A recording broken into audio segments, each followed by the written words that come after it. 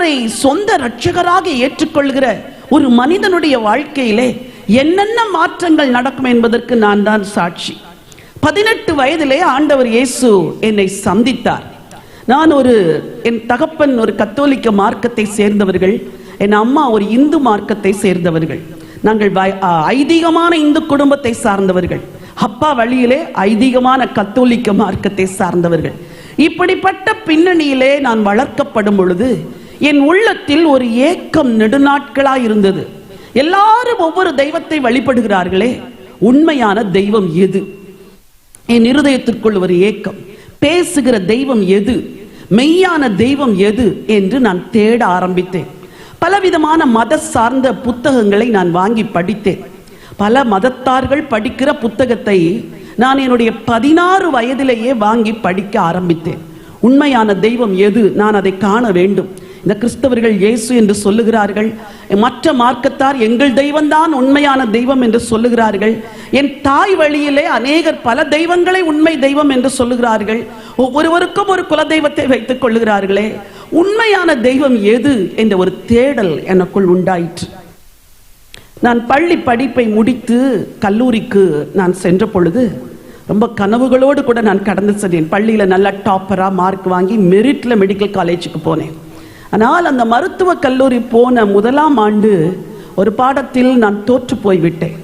அது என் வாழ்க்கையில் பெரிய ஒரு தோல்வி உணர்வை எனக்கு கொண்டு வந்தது.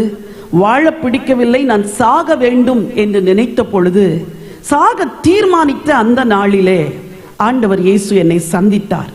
என் வீட்டில் எவரும் இல்லை, ஒரு தனி அறையில் நான் பல நாட்கள் படுத்து அழுது கொண்டிருந்தேன். ஐயோ நான் ஃபெயிலாகிவிட்டேன், ஐயோ நான் ஃபெயிலாகிவிட்டேன், இவ்வளவு டாப்பராக இருந்து நான் எப்படி ஃபெயிலானேன் என்று கவலைப்பட்டு கலங்கி வாழ்க்கையை முடிக்க நினைத்த அந்த நாளிலே, சரி வாழ்க்கையை முடிக்க போகிறோம், நாம் கத்தோலிக்க மார்க்கத்தில் வளர்க்கப்பட்டோம், எல்லாவற்றுக்கும் ஒரு ஜெபம் செய்ய வேண்டும் என்று சொல்லிக் கொடுத்தார்கள்.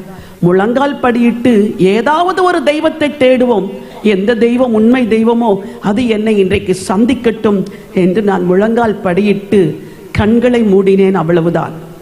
அங்கு நடந்தது என்னதென்று எனக்கு இன்றும் புரியவில்லை. கண்களை மூடின அடுத்த நிமிடம் கர்த்தர் எனக்கு அற்புதமான கல்வாரி தரிசனத்தை கொடுத்தார். சிலுவையில் தொங்குகிற இரட்சகர் இயேசுவை நான் தரிசித்தேன். அவருடைய ரத்தம் என் மேல் விழுந்து என் பாவங்களை கழுவுகிறது என்று அந்த ஆண்டவர் சொன்னார்.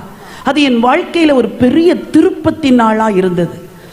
ஆண்டவரே, நீ இயேசு சிலுவையிலே தொங்கும் பொழுது சொன்னார், நீ உயிருள்ள தெய்வத்தை தேடிக்கொண்டிருந்தாயே, நான் தான் உயிருள்ள தெய்வம்.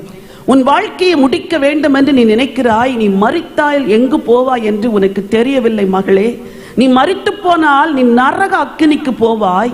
நீ அங்கு போகக்கூடாது என்பதற்காக உன்னை சந்திக்க நான் இன்றைக்கு வந்தேன் என்று என்னோடு கூட பேசினார்.